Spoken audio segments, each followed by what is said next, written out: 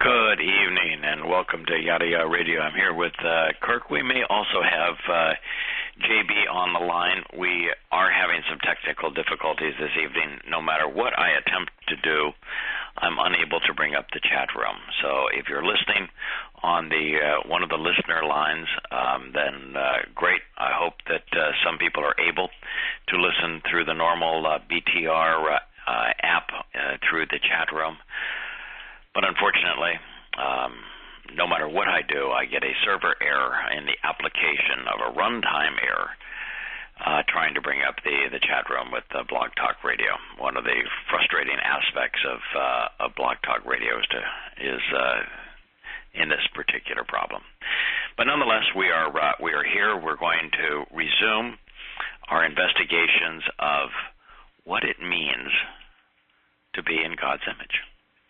Why did he use this description of saying that he has formed us in his image? And we ran across this idea in Yahowah, Isaiah.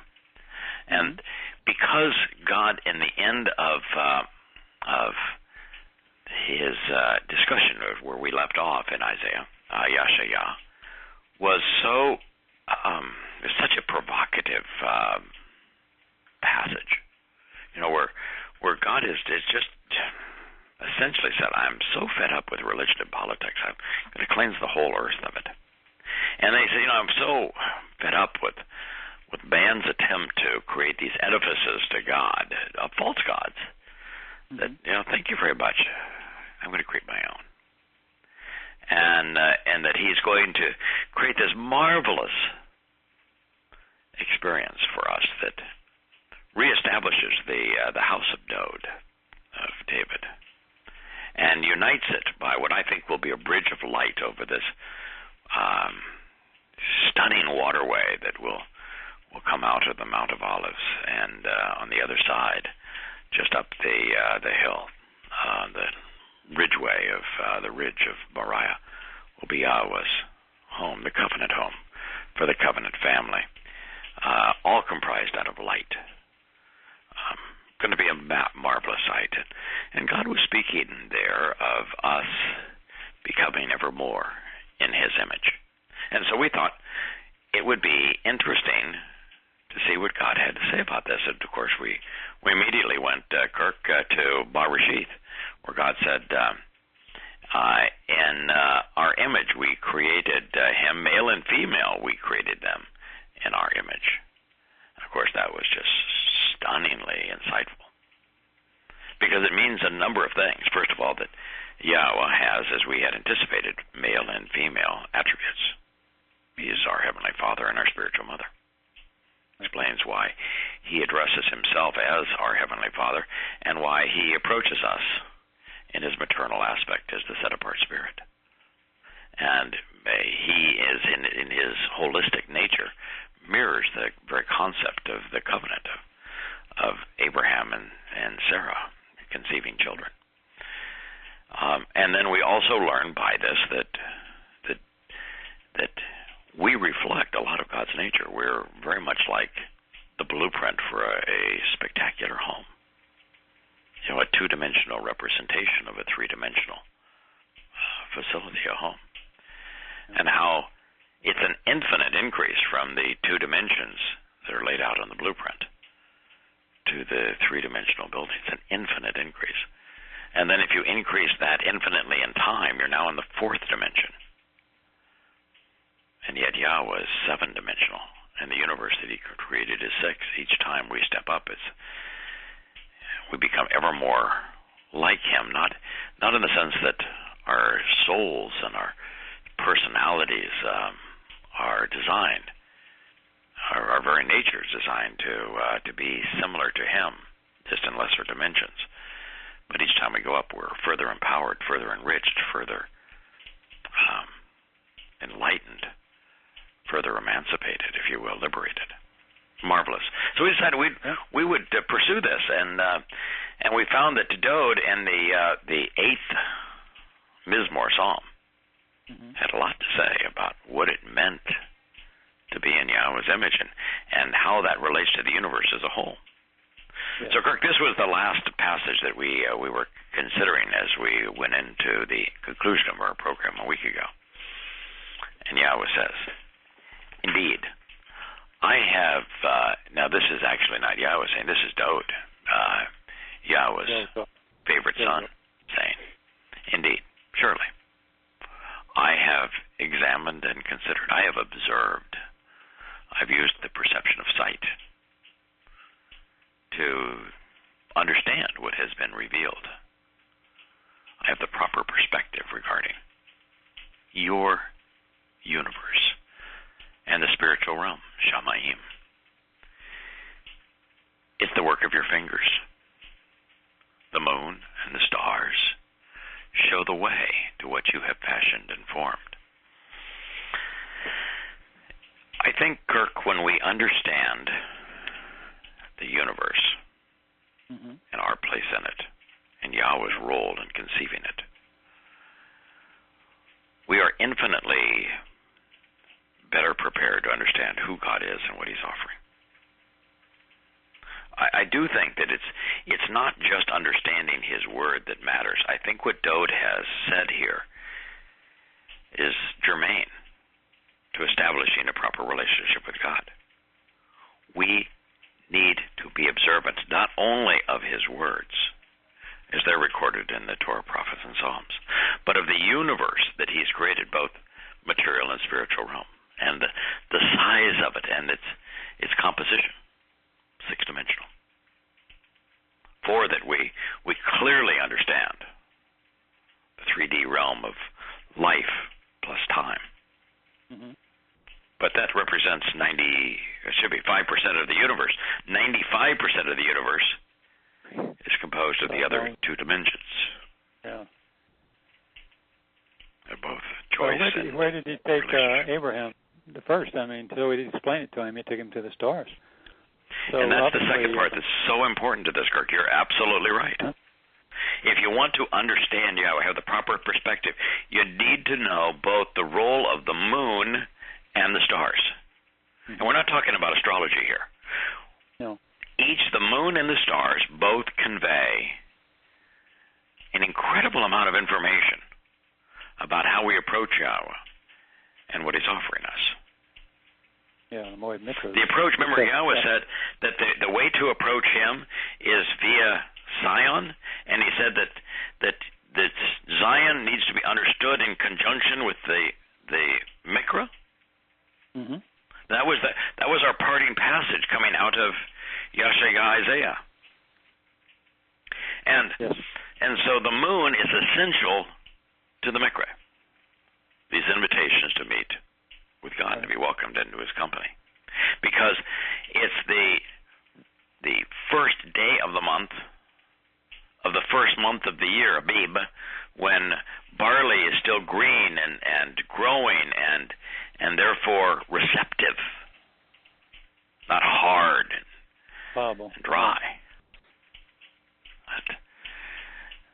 And it's at that time of the year that when the sun's light begins to renew on the moon's surface, that 2 sevens from that moment is Pesach, the doorway to life.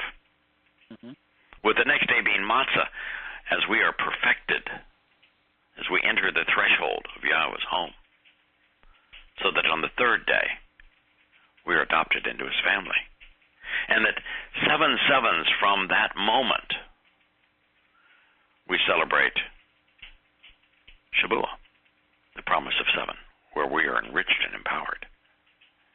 And that those 4 dates where we're invited to celebrate with Yahweh, those 4 dates collectively are responsible for facilitating the benefits of the covenant. And so to be aware of who Yahweh is and what He's offering, you have to understand the role the moon plays and establishing the timing for the Mikra.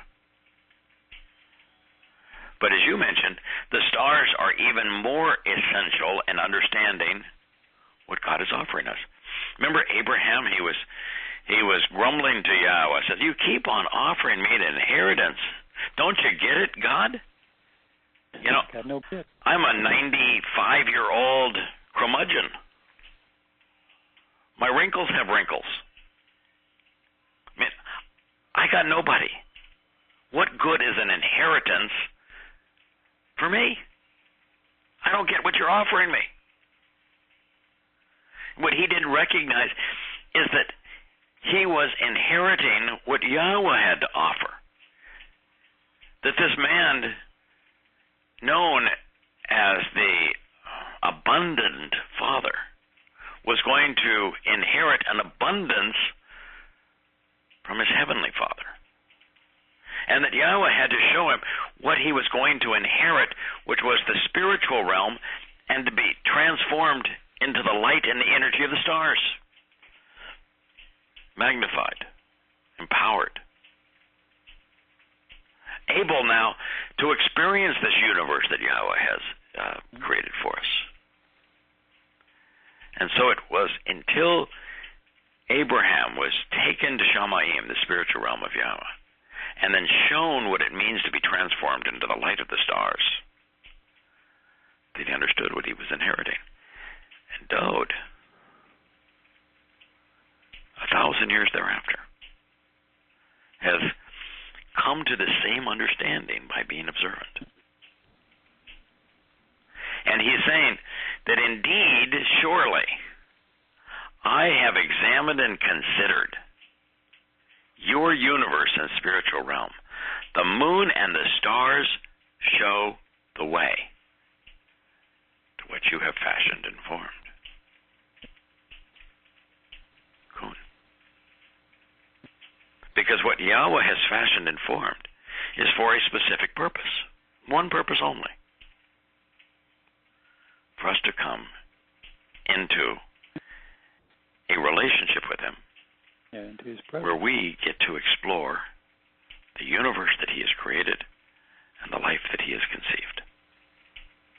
We get to enjoy an infinitely empowered variation of what Adam and Yahweh experienced. Now that's pretty profound. That Dode, long before Einstein explained that light defines time, long before Einstein explained this relationship between energy, light, and matter, physical world, Dode figured it out. Mm-hmm. Long before we had these tools to examine every word and the understanding of our universe and of science and of time itself, without all of the benefits of the prophets and hindsight, and seeing so many of these prophecies fulfilled, Dode figured it out. You know how much harder that would have been for him than it is for us? Well, I thought about it since your conversation last week, when we realized that he doesn't even have really an access to the Torah other than what Shemuel would have given him or shown him. And correct. Because he's not a Lowy, so he wouldn't be in the tent, to pull it out anytime he wants. Right. So he doesn't have that advantage. He has Shemuel, of course, and he's under inspiration. Of course, you'd never come up with this. This man is deep. I read all the way to the end of this chapter in great detail today and yesterday. And, yes. And he's a freak of nature. Yeah, he is. I know. I've said this, and I think, Kirk, you're with me on this. Oh, we're both as heterosexual as men can be. I think that women are the greatest thing that God ever created. Yeah. But we both have a crush on this guy. Yeah, this guy. I just think Dode's the greatest thing on 2 feet, David. Yeah. Well, Yahweh kind of. This guy too. Was so insightful, so brilliant, and he shared what he learned in such a way that it wasn't laid out on a silver platter for us. He kind of leads us along the same voyage of discovery that he went on. Mm-hmm. So it makes it fun to study his lyrics, because you feel like you're going on the same path You're seeing the same things that he saw. You're coming to understand the same things he came to perceive, right along with him. Yes. So he's sharing it in real time. It's just, what a treasure. Yeah. Well, that alone fulfills the prophecy of Yehuda being the right implement in this case, or the voice. And he is the scepter. Everyone throughout time. Right. Yes, he is. Yeah. And he's not only a scepter past tense, he is the scepter present tense because it's his words that lead us to the covenant. I thought about that a lot today. We studied so much. In this section we studied so much of Psalms, and I was on the phone, if I may. I was on the phone today with a friend, and I was talking about how I had read the latter part of this, and I said, if you want to have if you're down, if you're sad about anything, just read the last 20 or 30 pages of this chapter, and it's all dode, and it's just uplifting beyond belief. And his stuff is so good. I mean, it's I'm not, it's just, I just don't know what else to say. He just it was uplifting just to read what he says, and I don't get that all the time. I get some very. Yes. It's just amazing how well he writes. Yes. I hope when we get to that, and it's not just how well he writes. Because, right. It's the insights that this man was able to perceive. Now, in some ways, he had it all over us, and in some ways, we have it all over him. Yeah. And what our advantage is that we have these marvelous tools. We have copies of text that go way beyond. I mean, like the text of Yahshua, Hosea, the text of Malachi, the text of Zechariah. Yes. None of those were available. Jeremiah, on and on. Right. Jeremiah wasn't available to him. And the tools that we can study the fullness of every word, that wasn't available to him. Now, the fact is he was fluent in the alphabet of Hebrew that Yahweh had chosen to convey his truth. That's a really huge advantage, because that means he was thinking in Hebrew. And I've had to teach myself to think in Hebrew. But it was native to him. That's an advantage for him. But the biggest advantage for him is we're inspired by reading what Yahweh revealed through the likes of Dode. Yahweh inspired Dode. Now, Kirk, other than responsibility, I wonder if there's ever any difference. Is there really any difference other than responsibility of being 100% accurate between being directly inspired by Yahweh, as was David, or us being inspired by what Yahweh revealed through Dode? No. In fact, towards the end, of this chapter, I forget where now, it's all merging together a little bit, but he almost talks about that, or you almost talk about that in your commentary. I forget, but we are when he's talking about people who continue to. He's talking about the message and this particular messenger, and whether you are translating that and putting it into English to the best we can translate, it's the same animals. I mean, we're just carrying on what he did. So no, it's the same thing. It's the same thing. I think it's exactly the same. Now, maybe I can't say exactly the same, because there's an enormous difference in responsibility.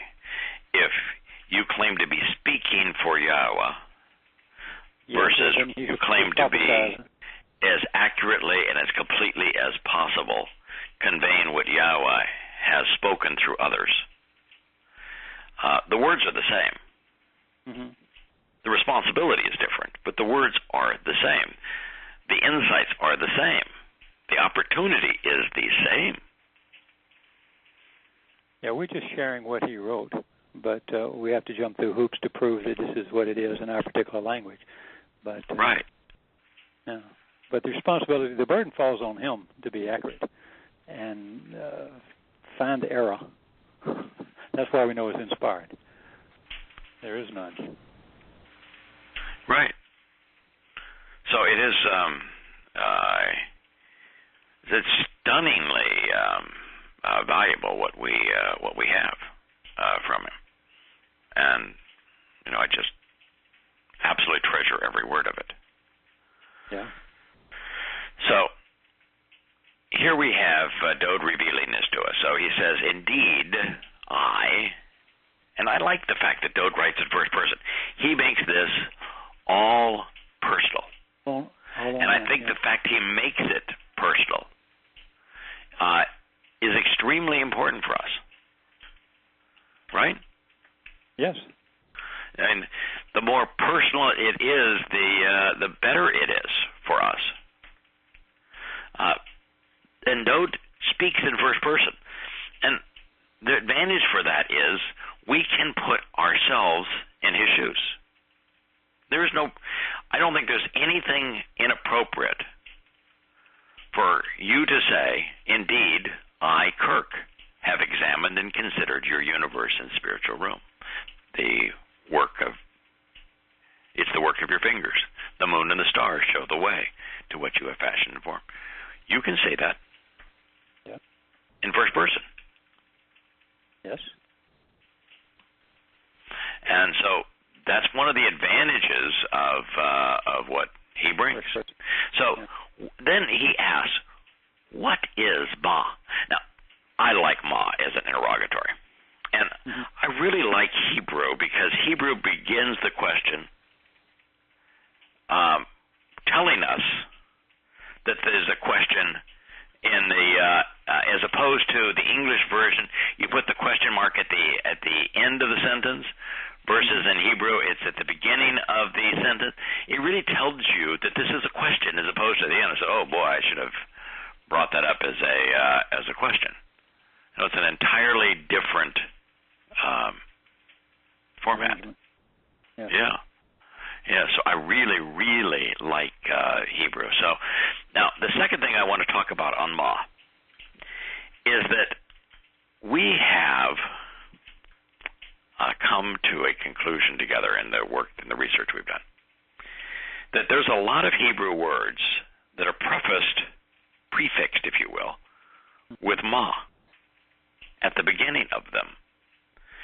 That Mikra is a great example.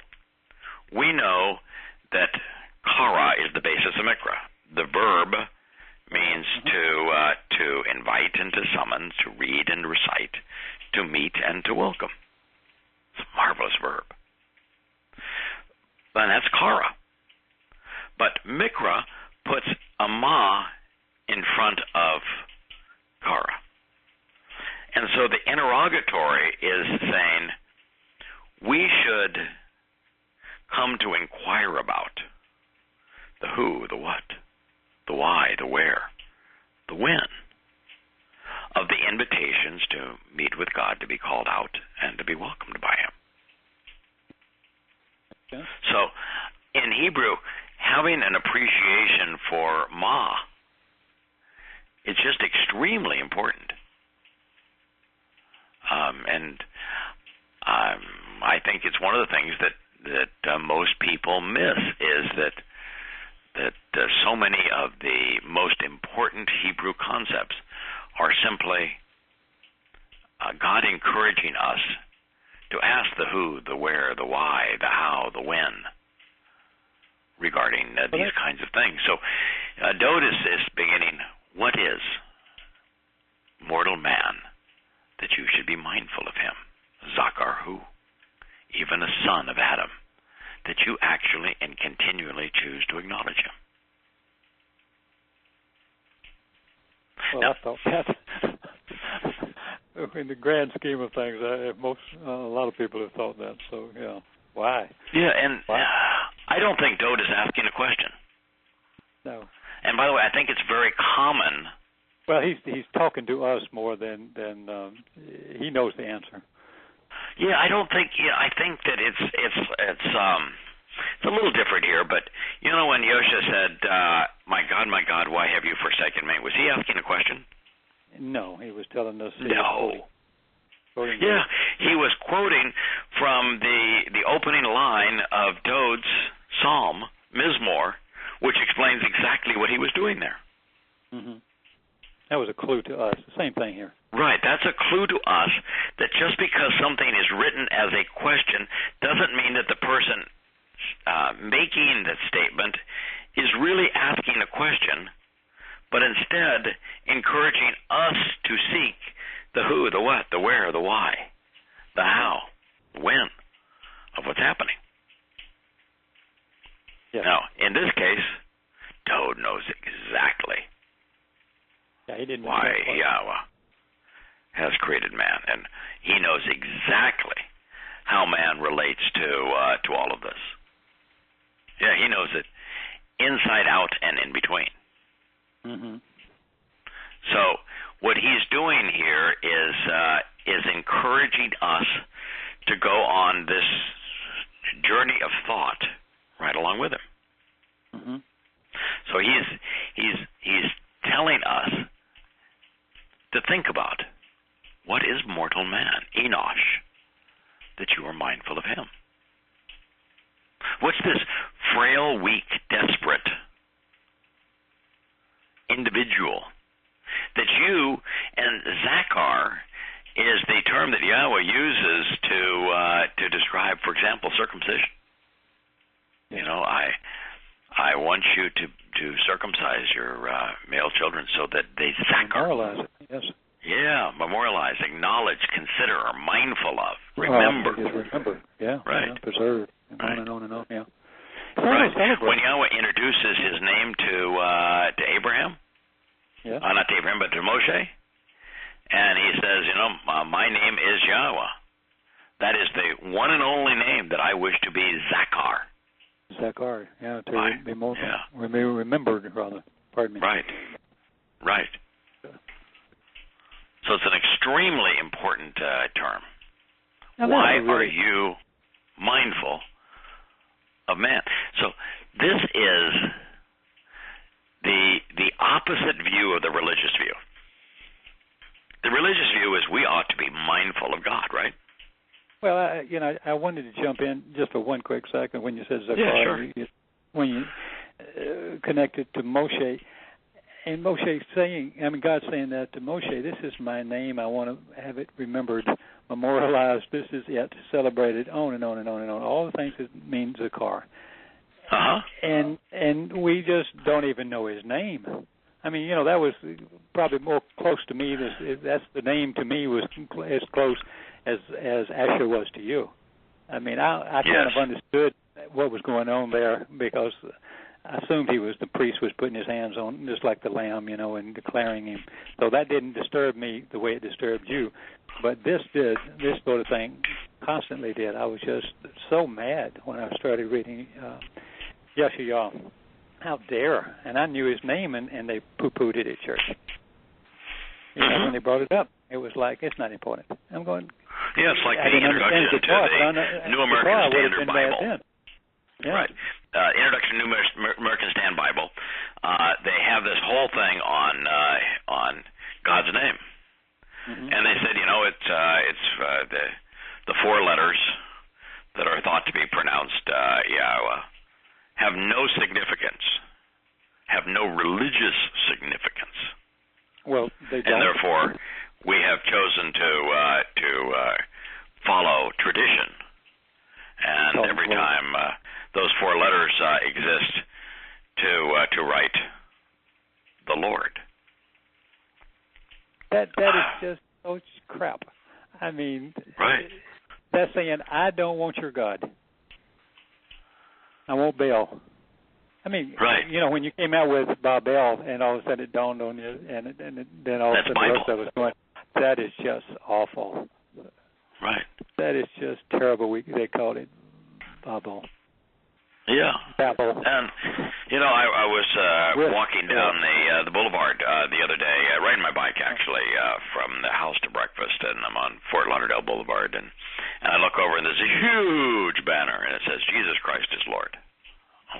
is facing the beach. And I remember saying, that's right. Yeah. But not in the way they think. That's what they believe.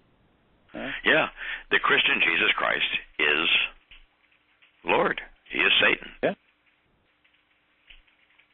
Boy, it's a shame, but that's what they've done. They've modeled a Dionysus satanic god, and they're worshiping Satan. They just don't know it. He is the Lord. Yeah. It's just that he has absolutely nothing in common with Yosha. And of course, we've just celebrated Christmas, which is the birthday of Tammuz of God. Yeah. Excuse me? Do you think that God has a birthday? Do you think that birthday celebrations are part of God's instruction to us? I mean, come on. How can you be that stupid? But it's amazing they are. Yeah. So who is mortal man? Well, mortal man is the purpose of everything. And of course, it's the opposite, the absolute opposite of what God is wants us to think. God wants us to recognize that we are the center of the universe. That he created the universe specifically to have a relationship with us. That we're the purpose of the universe. And so God wants us to recognize how important we are to him. Mm-hmm. He's not encouraging us to fear him. He's not encouraging us to worship him. He's not encouraging us to recognize his magnificence. He's encouraging us to have exactly the opposite perspective. Yep. And it's one of the most liberating and empowering concepts, Kirk, I think there is in the universe. That God wants to have a relationship with you and I and everyone who's listening tonight, even more than we want to have a relationship with him. Yes. He is more desirous of empowering us, of enriching us, than we could ever possibly be.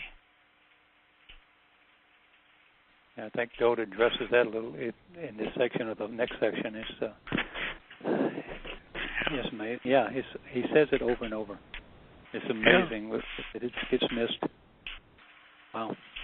Yeah, that you actually continue choose to acknowledge him. Yeah, I mean, why would Yahowah be sending Moshe out to retrieve his children and liberate them from slavery in the crucible of Egypt? Yeah, and then spend 40 years with them marching out through the desert, only to then establish this relationship with them via the prophets, especially Dode. Why is Yahowah invested in humanity, acknowledging humanity, coming this path for humanity to know him, revealing himself to us, proving his existence to us through prophecy? Dode knows the answer. Now, what God wants most of all. Now, Dode, as the backdrop to this, would have seen his people reject Yahowah for Shaul. I mean, and he was astute enough then to know, my gosh, if this is what he had to have known, because he was already writing Psalms as a shepherd, so he must have known how much Yahowah wanted us and loved us, and he must have taken that just as big a blow as Shemuel did. Once he thought about it, it just that's almost like the door opening up to and nobody came. Right. If you really think about what you just said, about what Yahowah feels about us, and then you go back to those concepts where he's rejected. He didn't reject Shemuel. He said he's rejecting me. They want a king. Right. That is a blow. That is horrible. And I think the same way about it for Christmas. I mean, because Terry was reading Josephus. Mary bought one, and she was reading that one, and it was loaned to us. And it talks a lot about Solomon. And Solomon would have wives, and then he would build temples for them, and he would go over there and worship with them. My God, that's one.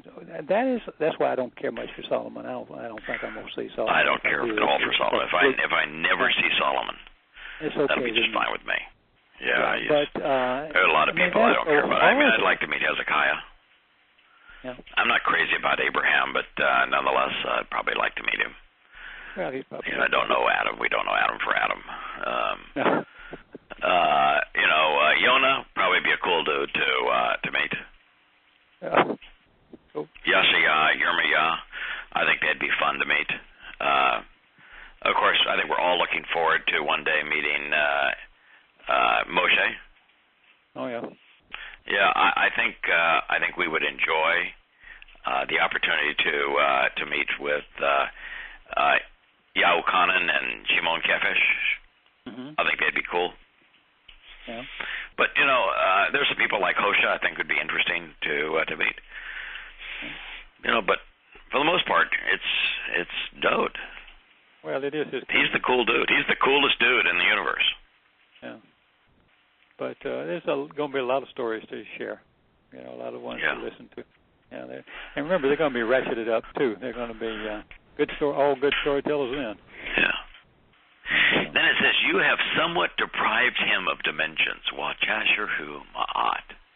You've withheld a little from him as it relates to something which is needed, thus pertaining to a relatively lower and diminished position compared to the Almighty, and yet with a significant presence as well with the best qualities. You have honored him.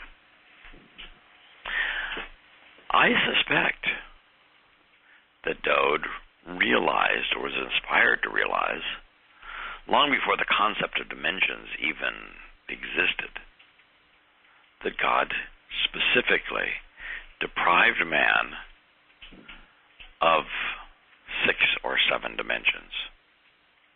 Well, it sounds like and that yet he gave us all of what was necessary. I mean, these extraordinary gifts. Free will, the Psalma, a conscience, as well as consciousness, the capacity to communicate with words, written and spoken. He gave us this capacity, these enormous, wonderful qualities, the ability to love, to treasure family, to value work, to engage in relationships, to think, to grow, to understand. All of these marvelous qualities he gave us, honored us with, such that the dimensional shortcoming would be overcome. And if God had created us as 6 or 7 dimensional beings, infinite in time, infinitely empowered from where we are now, infinitely enriched from where we are now. Can you imagine what humankind under those circumstances would do to the universe? Well, they would destroy. That's why he couldn't do something like that. I mean, you cannot do that. So we had to be diminished, but with all of the qualities needed to appreciate who Yahweh is, what he's offering us. So all the qualities to enjoy and to perceive and to choose to engage in a relationship with him. Everything we would need for that. And then all the communication necessary for us to know him. Such that he could empower and enrich us with added dimensions.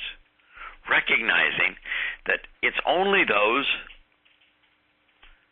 who not only choose to get to know Yahweh as he really is, who choose to engage in a relationship with him along the terms and conditions that he's laid out, accept them, enjoy them, appreciate them, that it's only those people who he can enrich and empower, such that there are no dimensions separating us from God, that we are empowered infinity to the 4th power,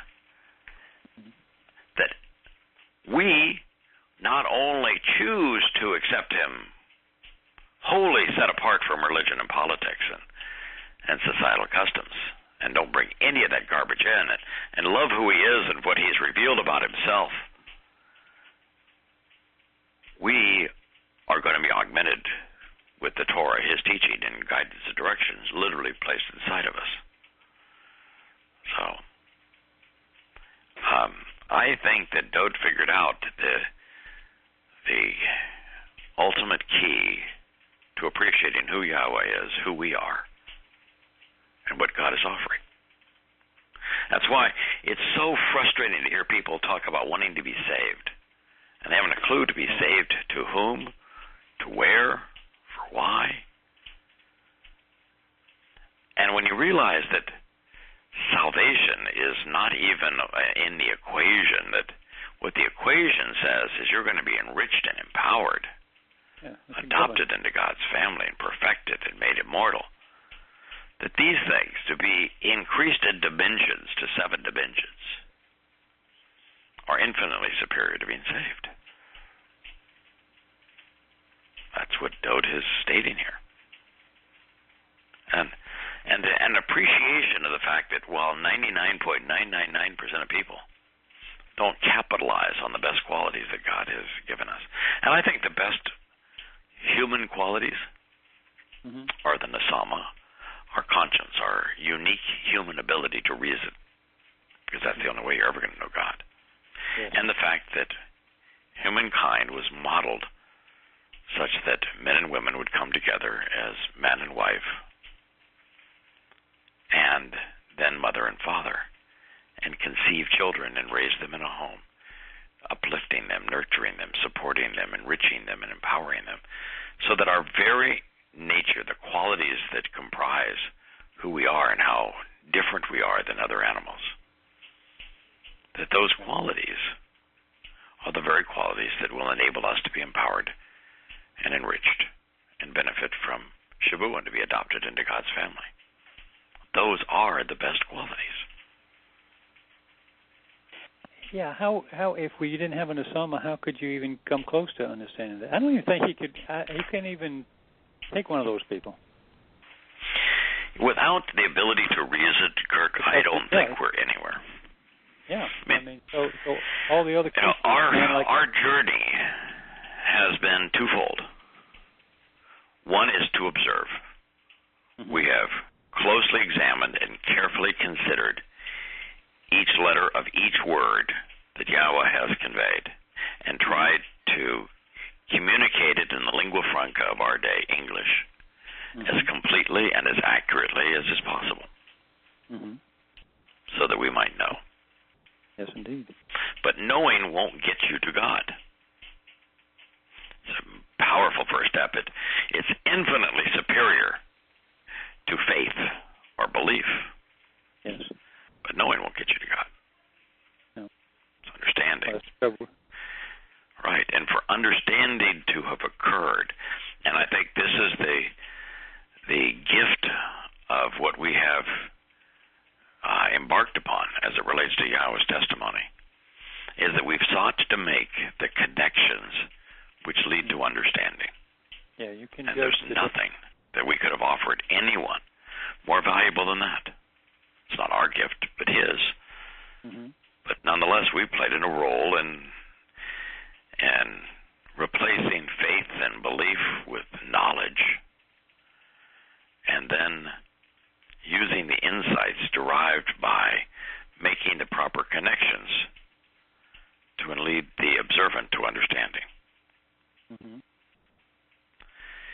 You have spoken proverbs to him regarding the works of your hands, everything you have placed under his feet. You know, we have a book that now is called Proverbs. I think we came to the conclusion the vast preponderance of them were written by Dode, not by Solomon. And I think this helps verify that.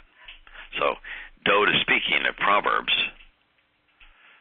before his son, Solomon, can write. That means that they were inspired through Dode. You can't attribute the Mashal, the Proverbs, to Solomon when Dode is speaking of them before his son can write. before a son might even have been born, Solomon. So to attribute them to Solomon in this context is just being ignorant of what Dode said and when he said this. So it not only demonstrates that Dode is the author, actually the lyricist of the Proverbs, and which is perfect because the Proverbs are all father, mother to son. Dode's the son. Yes. So it makes the Proverbs from the covenant perspective of father, mother, son, with Dode being the son, perfect. But it goes one step further. It means the lyrics to Dode's Psalms are bashal. They're word pictures. And there word pictures. There are even stories of comparisons. Like in the first one, as the first Psalm, he was comparing this to, so he's connecting dots all over the place. So, cool. And the works, regarding the works, asa. Asa means to engage, to act upon. And ma in front of it means to think about, to question, to ponder the who, what, why, when, and where of engaging and acting upon what God has done. So you've spoken word pictures, proverbs, to mankind, to him, regarding the works, the who, the what, the where, the why, the when of what you've engaged in with your hands. And then everything you've placed under his feet. Wow. This idea of bringing your tithes and offerings before God, that's the opposite of this, isn't it? This is God placing these great treasures beneath our feet. Yeah. This helps to reinforce what it means to walk to Yahowah. Under the path that we walk to Yahowah, the 7 Moed Mikre, that under our feet as we walk to Yahowah is this great treasure. You want a word picture? Yeah. Look at hands. Look at hands, Yod. Think about how it's written, where they I'm just looking at where a Yod, a hand reaching down to lift you up and pointing towards the doorway. Right. I mean, hard to miss. He said, the works of your hand. What are the works of his hand? Here's his hand reaching down, pointing you to the doorway. To open up the door. Peacock. I mean, that's cool. Yod, it's the hand reaching out and down with an open hand to the doorway. Yeah. I'm opening the door for you. Yeah. What a picture. Come in. Yeah. Come in. I'm opening the doorway for you. There's a word picture for you. Yeah. Yeah. Just absolutely stunning what we have placed before us here. The work of your Yod, of your hands. What is your hand doing? Yod. Opening the door.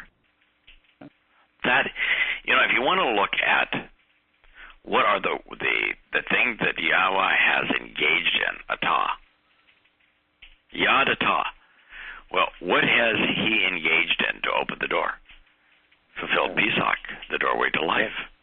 Fulfilled matzah, the means to perfect us, to remove all of the corruption of religion and politics. And then he's engaged in fulfillment of Bakurim, so that we could be adopted into his family. That's the work that he has prepared to open the door. Everything you have placed under his feet. Well, that's talking about the foundation. Mm-hmm. It's not only the path that is the Mikre, the Moed Mikre, the 7 steps that we walk to Yahweh, of Pesach, the doorway to life, Matzah, the threshold of perfection. We cross to enter God's home. Bakurim, to be adopted as his children. Shabbat, to be enriched and empowered and enlightened. Towrah, so that we can share this wonderful news and offer a warning to people who are have chosen instead of a relationship to be religious, such that there is a day of reconciliation with Yahweh's chosen people, with Yisrael and Yehudah, ultimately leading to Sukkah, to camping out with God. That's what is beneath our feet when we walk along this pathway with the signs posted along the way of Zion, up the ridgeline of Moriah from Dod's home to Yahweh's home, the covenant home. But if it's beneath your feet, it's something for us to stand upon, isn't it? Mm-hmm. Well, it's even richer than that. Let me. He didn't say it was beneath our knees, did he? No. But if you think about regel or regal, it's foot, heel, and to endure. And it comes from regal, which is to go about on foot on a journey, or to go about and explore, spy, or examine. I mean, that's kind of encapsulate everything he talks about. That's the Moed Mikra. That's the trip. You endure. You walk along the pathway of along the signpost along the way, the 7 Moed Mikras, and you examine it, and you explore it, and we get to explore some more, and you'll constantly do that forever. I mean, this is what amazes me about, I know I sound like a broken record, I apologize, but it's still, each week I go through this and I go, wow, that's really cool. And it's not that I miss the big picture, it's just some of those subtleties it's like the little details in painting a brick wall. You go look at the little crevices and so forth. They're just amazing. I don't miss the big picture, but the littles are just so exciting. They reinforce everything that's in the big picture. Right, and it's from the details that we are given insights. So Dode David's last words were inscribed in 2 Shamuel. It was originally just one book, but now it's called 2 Shamuel, 23, 1 through 5. They were memorialized for our edification, and only for our edification. So since this discussion concludes with the first 10 prophetic statements incorporating Tishmach, let's turn to it now. It begins. Now, Tishmach, by the way, is the image concept. Now, these are the last words, statements, of the prophet Dode, the son of Yishai. Yishai means to be, to exist, from Ish, substance of existence, and a being who stands out. So then declared the one man who stood up, was raised up, and was established by the Most High, anointed Mashiach of the God of Jacob, the pleasantly melodious, acceptable, and musical singer and songwriter of Yisrael.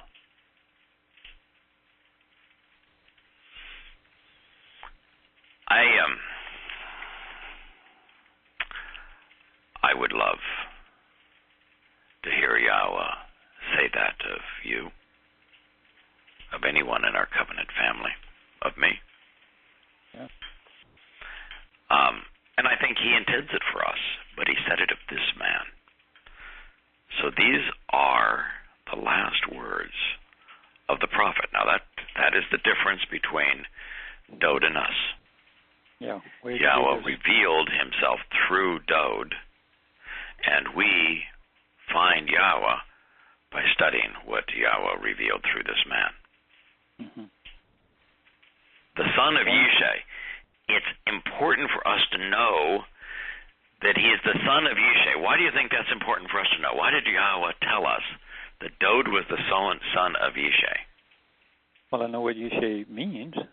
It's right. Uplifting words, being substance, existence. It's like Haya, which is obviously to exist eternally. Mm-hmm. So it gives you some clues about, more clues. Right. Yeah, Yishai is a metaphor for Dod being the son of Yahweh. And it's a lot. The word itself is a lot like Haya. If you think about it, it's a Yod Shin Yod. Yeah, Yod. Hey, Yod. Picking up words. Either way you go through it, like Dod, right. which is right. the same thing with the right. With the exactly. Yeah, Yod Shin Yod. Yod Shin Yod. Yeah. And it's the basis of Yasha to save. Yes. So then declared the one man, Gerber, the individual who is part of a larger whole, who stood up, was raised up, and was established. Kum, oh, for God's sake. If only people knew what kumbaya meant. Yeah. To stand with Yah. Dod, David, kumbaya, who stood up, was raised up, and was established by the Most High, was Moshe, a man who stood up, was raised up, and established by the Most High? Absolutely.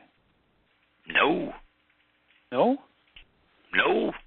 He was certainly helped him, called him to Moshe, reluctantly accepted the role of going into Egypt and with his brother's help, and he was Aaron, and he reluctantly accepted the role. Yeah. But this says that Dod is the one guy who stood up. Yeah. Okay. Who stood up? Point taken. Who was raised up and was established by the Most High. Yeah. He's the Gerber. Yeah. Okay. All right. The one guy. And by the way, Hebrew was, is, and will be. Yeah. The one guy. You're right. The one guy. Hopeful, perfect.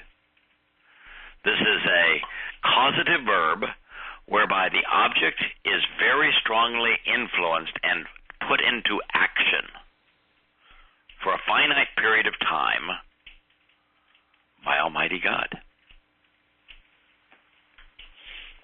That means that Dod is more important than Yasha, more important than Yahusha, more important than Moshe. He is the one guy who stood up, was raised up, and was established kum. Yeah. As you mentioned earlier, if you don't understand it, it's a waste of time. The knowledge doesn't make you better. Right. And let's just say that, all right, that he wasn't the only one.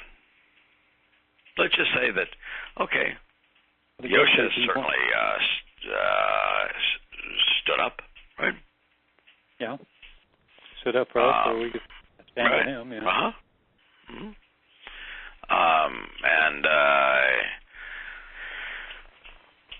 So maybe there's others that would fit into that description, but the very fact that this announces by Shemuel, who we know was inspired by Yahweh, to say that the Dod was a mortal man who stood up, was raised up, and was established by the Most High, doesn't that mean that we ought to pay a lot of attention to what he had to say? I think so, yes. Yeah.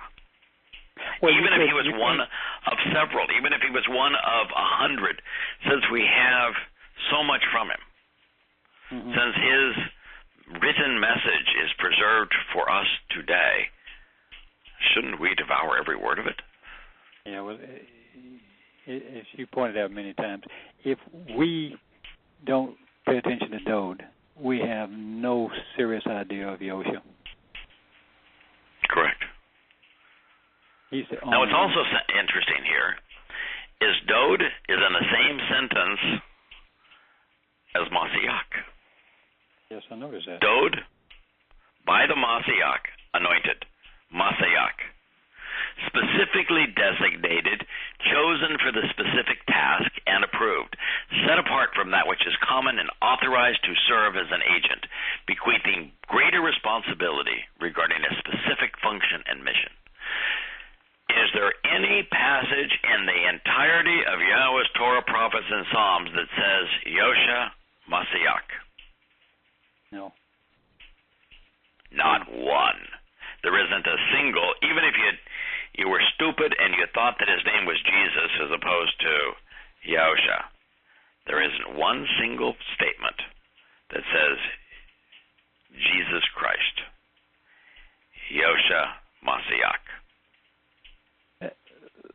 What do we read here? Dod Mashiach. Yeah. You want to know who the Mashiach, the Messiah, is?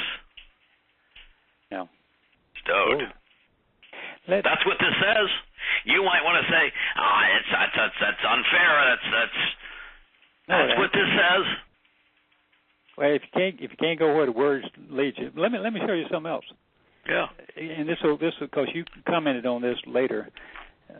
Mashiach is from Mashach. Mashach means anointed and so forth, but it also means rubbed with oil. Now, the only reason I bring that up and wrote that down is because he was anointed with oil. Yahusha was not. Correct. Isn't that interesting? Yeah. Absolutely. There is no point where Yahusha was anointed with oil. Right. And Dod was. That means that Yahusha is not Mashiach, and Dod is. And by the way, when we use this term anointed, that term unfortunately carries religious overtones. Inaccurate religious and political connotations. What the word actually means explains what happened here. It means specifically designated, chosen for the specific task, and approved, set apart from that which is common, and authorized to serve as an agent, bequeathing greater responsibility regarding a specific function and mission. Now, what's interesting is that Yahusha is not someone we can emulate. No, that's one task you can't do. Yeah, he's perfect. And what he fulfilled for us, actually fulfilling Pesach, Matzah, Bakodim, and Shabbat, we can't do. No. We can benefit from, but we can't do. Everything Dod did, we could do. No, we shouldn't do a lot of things Dod did. But the nice thing is Dod wasn't perfect. Dod's a perfect example of that to demonstrate that the purpose of the Torah is to perfect the imperfect. Yahusha was perfect. He was not perfected. Dod was imperfect and therefore perfected. So the purpose of the Torah, the promise of the Torah, is explained through Dod. But Dod is the Mashiach of the Most High. That's what this says. It never says that Yahusha is the Mashiach of the Most High. It says that Dod is. And for anyone that doesn't get it, the answer is that Dod's words reveal who Yahweh is, how we are to observe his Torah guidance, and how we benefit from what God is offering. Dod is the written lyricist of Yahweh. Yahweh is more manifest by his words than any other way. And if the dopes that are Christians would just wake up and realize that by worshiping a man that they do not know,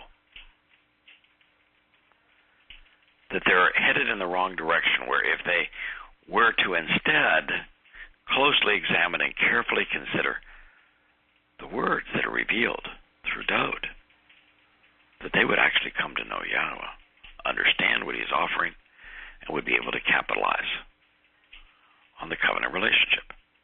And if they needed that Yahweh's knowable through his words, that's what Dod figured out. That's why he's the Mashiach. Well, I was just going to interject. If you needed your marching orders from a Christian frame, Yahusha constantly, number one, his name means Yahweh saves, not Yahusha saves. But he also everywhere he pointed back to go back to the Torah, and in the Torah you find all the Psalms, and he also always points to and he's coming back to save Jacob and set up the house of David. I mean, after a while, you get the message of where Yahweh wants you to focus. On David. It just isn't that hard. It's David. Right. You know, so he's not establishing the kingdom of Yosha. Yeah. He's reestablishing the kingdom of David. Yes. Figure it out. And is it because David was exemplary in his actions? Hardly. Perfect? Hardly. Because David wants you to worship him? No. It's because what David wrote explains everything you need to know about who God is and what he's offering, how to capitalize on it. Mm-hmm. David is the living embodiment of what it's like to be part of the covenant. When we capitalize on what we can learn from David, we too are Mashiach. It's Kirk Mashiach. It's Greg Mashiach. Because by capitalizing on what Yahweh has conveyed through David, we benefit in all of these ways.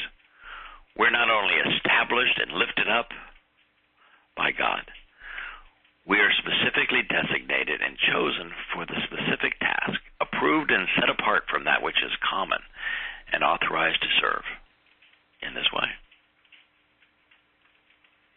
On behalf of the God, Elohim of Jacob, the one who supplants his feet, digging in his heels, the pleasantly melodious strong writer of Yisrael. My goodness. Yahweh loves songs, loves lyrics to songs. The lyrics to songs are so uplifting, so empowering, so enriching in our lives. And David was the songwriter of God. I don't think God calls a number of people prophets. Yashayahu was a prophet. Hosea was a prophet. Zechariah was a prophet. Malachi was a prophet. Yirmiyahu was a prophet. Moshe was a prophet. A lot of prophets. David's called a prophet. But who else is called Mashiach? David's called Mashiach. Who else is called the lyricist of God? Of his people. Pretty amazing. Right. Wow. Yeah. Great. And this is what comes next. Did you? Oh, okay. Never mind. This is what's so powerful about this. It says, the Ruach of Yahweh spoke through me. And his word, his statements, and his reasoning were on my tongue. That's interesting. I guess it just makes me weak in the knees. I'm sorry, it probably should say that in different ways because it enables you to stand. But sitting here reading that, it just causes my every part of my body to react. It's just stunningly insightful, affirming that David was actually inspired by the Spirit of Yahweh. The Spirit of Yahweh spoke through David. And so as you're reading the 119th Psalm that tells us how to observe the Torah, going alphabetically through each of the 22 letters in alphabetical order of the Hebrew alphabet, so that we would understand every jot and tittle of the Torah, it was inspired by Yahweh. When David just spoke in the preceding Mizmor of being a diminished manifestation of Yahweh, it was inspired by God. I think we are indirectly inspired, and David was directly inspired. I don't think there's really a difference in the end. Of course, what David did is landscape changing. It's the fulcrum upon which the human experience pivots. But we benefit from his lyrics as much as he did. Absolutely. And we can trust what Dode wrote because he wasn't speaking for himself. The Spirit of Yahweh spoke through Dode. Is Yosha ever recorded saying, the Spirit of Yahweh spoke through me? I mean, that's really powerful. For a guy to say that, the Spirit of Yahweh spoke through me, that's powerful stuff. And to have that memorialized by none less than Samuel. That's big time, ain't it? Yeah. And his word, his statements, and his reasoning, his milah, his answers. That's what's so interesting here, too, is that the nuances of Hebrew. You know, we in English have the word for word, which is word. And Hebrew has a word that means to speak word, which is debar and debarim. Debar. Yeah, but debar in plural, debarim. But this is a very unique form of word, which means reasoning, his answers, the relevant content, insights which characterize the truth, the affairs and matters most vital to him and for us to know about existence, milah. And so his answers, the most relevant of all content, insights which characterize the truth, the affairs that matter most to God, were conveyed upon my tongue. And we have the opportunity to read every word, to study every word, to benefit from every word. Go ahead. When I came to Debar, I also was doing a little historical stuff on ancient thought, on what Debar meant. And it said that the words were not viewed as concepts and ideas, were not also just completely viewed as concepts and ideas, just to form sentences, but as a thing of matter, that the words had substance. And yes. I'm thinking about that. His word is his character and his bond and his promise, and a real tangible, concrete thing, as opposed to just the substance of who God is. Right. And then I started thinking, well, when he spoke and the Big Bang began, it may have been his equation worked out, but I mean he spoke it into existence. When his words are, and we often say that Yahweh and Yosha and the Ruach Kodesh and his Torah are all these written teaching words, or him or them, are all the same, just in different formats or different connotations, so we can understand them. So it really is a tangible thing, and they're all one of sameness, speaking the same story. So that's a lot. Well, I mean, here's another example. The word itself can create order, which would be a positive thing, but it also could be a curse, like he talks about the plague or the pestilence. When he designates Shaul as the plague of death, I mean, and he talks about it as a curse. I mean, everywhere he goes, those words that he spoke are the greatest curse and the greatest pestilence ever let loose on the world. Correct. I mean, and yet anyway. The Spirit of Yahweh spoke through Dode. It's amazing that God only speaks of the Christian Paul, the author of 13 of the Christian New Testament books, plus the subject of the Book of Acts, and the inspiration behind the Book of Luke. Yeah, and one of his attaches wrote Hebrew. So collectively, it's about half the Christian New Testament by Paul, and 100% of the Christian religion comes from Paul. And that Yahweh consistently calls Paul the plague of death, and yet Christians focus on the words of Paul. Well, and yet Yahweh is saying, Dode is saying, the Spirit of Yahweh spoke through me, and his insights, his reasoning, his answers, everything that's relevant,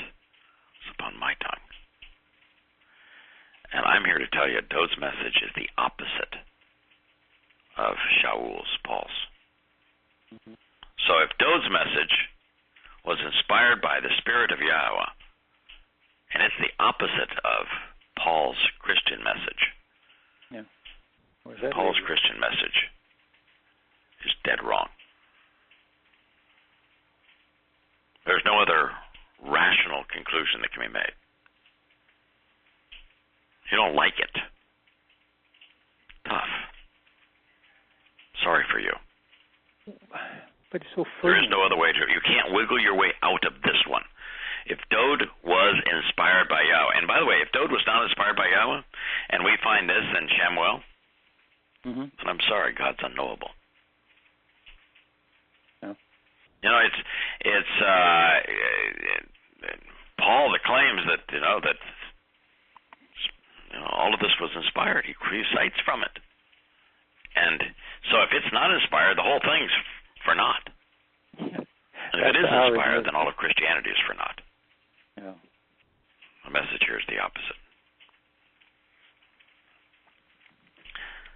The God of Yisrael, the God of the United States, the God of the Roman Catholic Church, no. The God of the Palestinians, for God's sake. If there were such a thing. The God of Islam, the God of politics, the God of the military.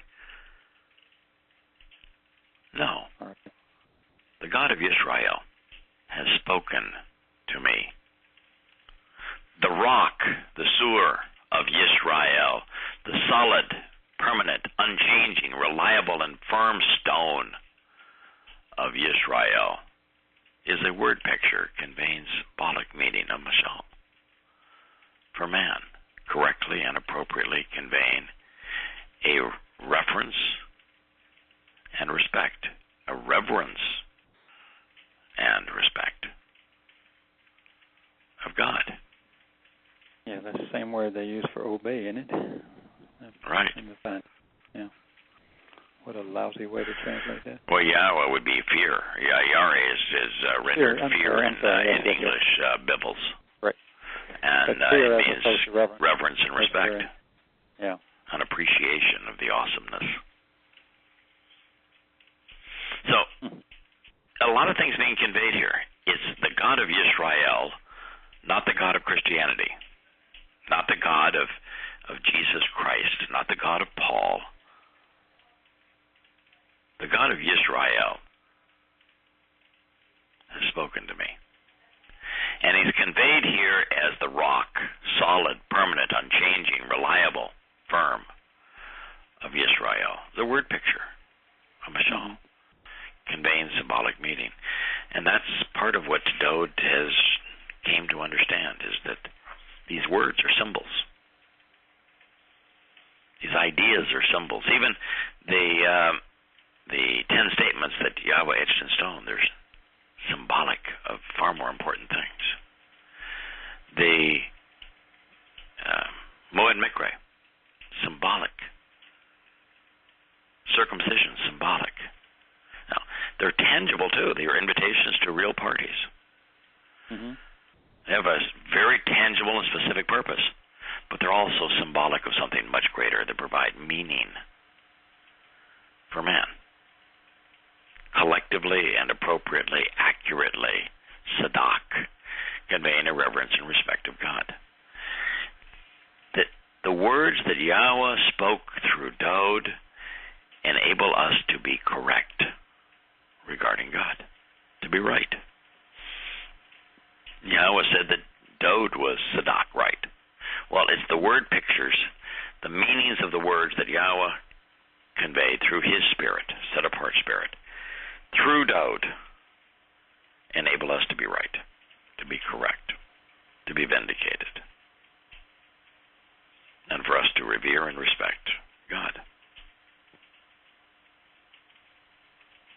That ought to be very reassuring. Well, yes. That we can take the words that this man penned based upon the inspiration, and we can rely on them. So similar to the light of morning, of Bakor, of thought and consideration during the early part of the day, the prudent time to search and the best time to seek, inspect and think, from Bakar to observe, consider and reflect. When the sun rises, the sun appears and ascends, becoming visible and shining. During the early part of the day, when it's best to observe, consider and reflect. Bakor, without obscuring phenomena, this brilliant light radiates knowledge, Noga. From the rain, green and vibrant growth emerges out of the land. So what Dode is telling us is that Yahweh's words are comparable to light. Light time exists. Light is vastly more powerful than matter. Light is what we inherit. We become spiritual, energy-based beings. Light is what illuminates us. It's what enlightens us, what empowers us, what enables us, perfects us, makes us immortal. So similar to the light of the morning, Bakor. Bakor is a fascinating term for a couple of reasons. One, it's used over and over in the creation account. Speaking of morning and evening of that of the first day, and it's always the opposite. God's telling you, I'm giving you perspective here from the end to the beginning, as opposed to the beginning of the end, because it's always evening and then morning.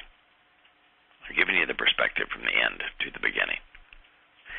And it's also related to Bakar, firstborn children.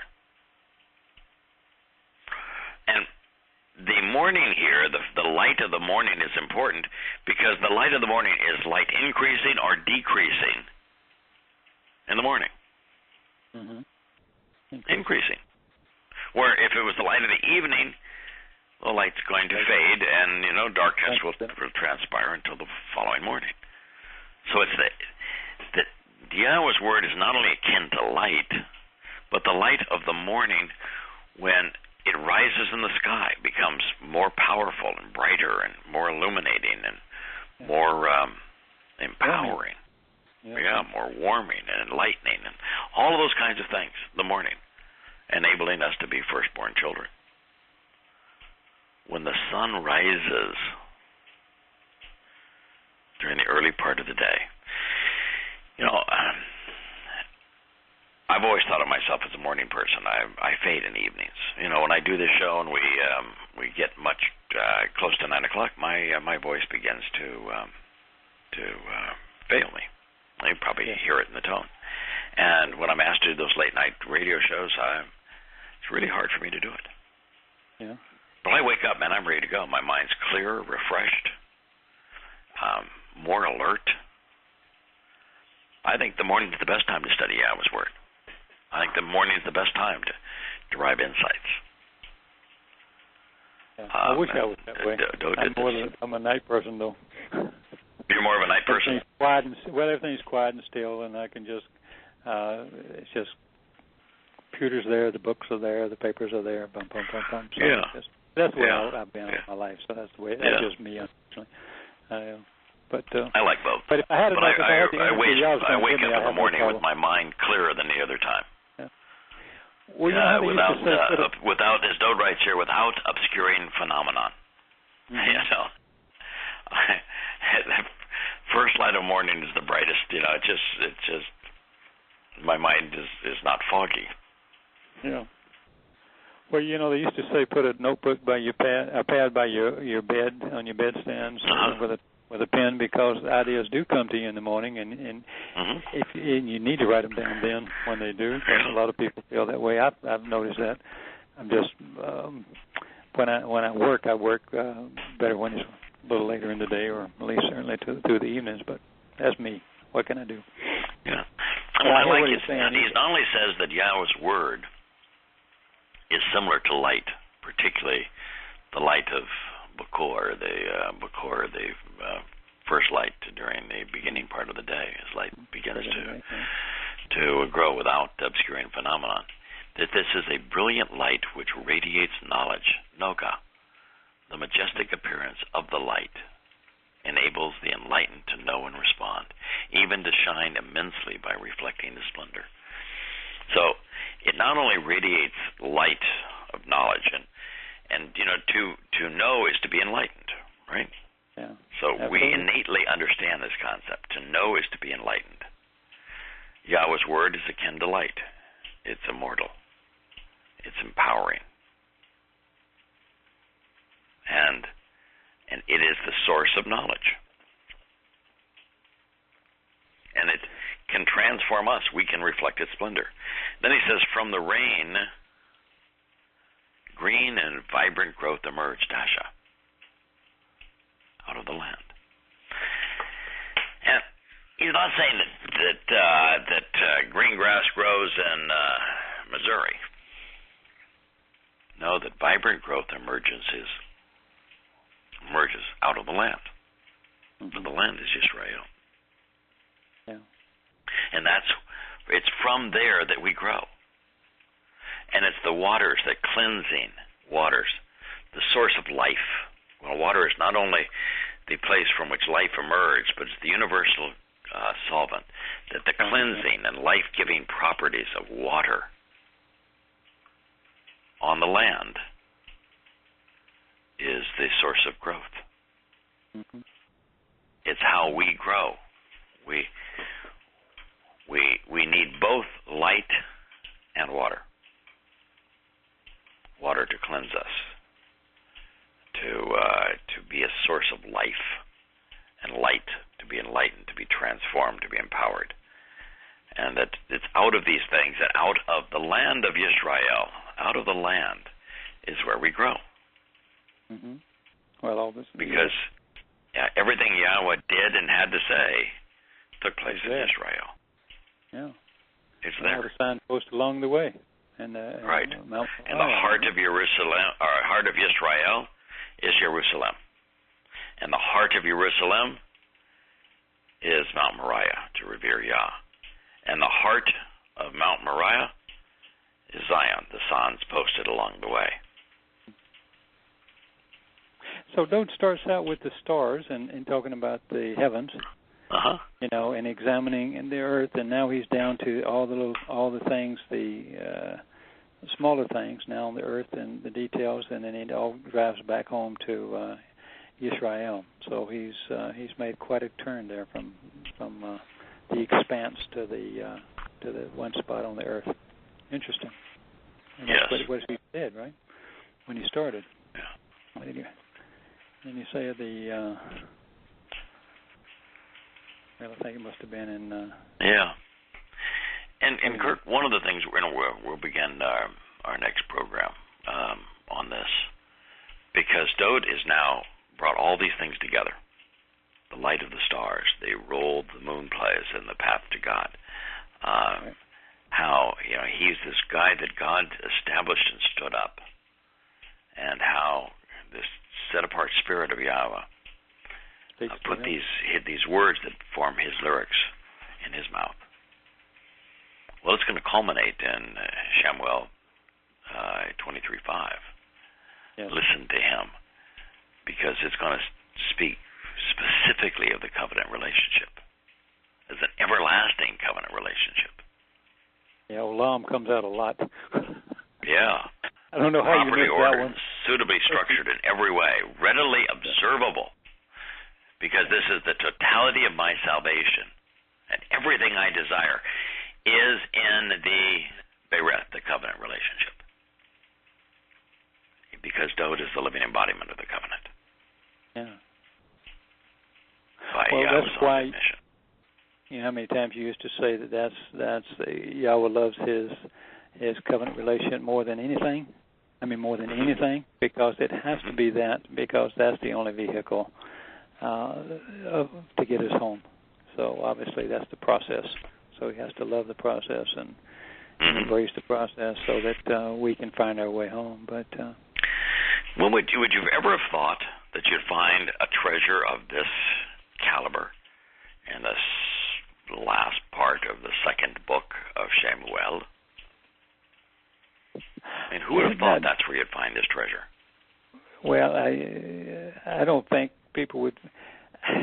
It doesn't surprise me much anymore because let's look at the last year. We've gone from Abraham details, and Abraham, you even made me change one of my paintings or throw away one of my paintings where I had Abraham with Yishak, because I never really thought he's leaning up against the board, instead of laying down on a slab, even though I had him more in a crouch position or more like a Tassad shape. And so, it's just you go through these little things, and I go, wow, that is really deep. And so I'm not, I'm always delighted, but not always shocked. Yah puts it there. If you dig, it's really there. And you become quite a master. Also that we might participate in the covenant, which is what Dode leads to next. Well, the ultimate thing, yes. If the words don't mean anything unless you take the understanding and then apply it and respond. So, yeah. So, my friend, we've come to the end. For those who tried to listen to us or find us in the chat room, I'm sorry, I tried another 50 times during the show. Maybe that's a slight exaggeration. Maybe another 20 times during the program. Tried with two different browsers to bring up the chat room, and we were unable. I hope it is a problem that Blog Talk Radio solves, but we tried. I know there were a lot of people who listened live, and I know that ultimately that JB will take this and make it part of his site. But for those who listened live, thank you, and we'll be with you this time next week. May God bless you all. Good night. Thank you. Good night. Good night.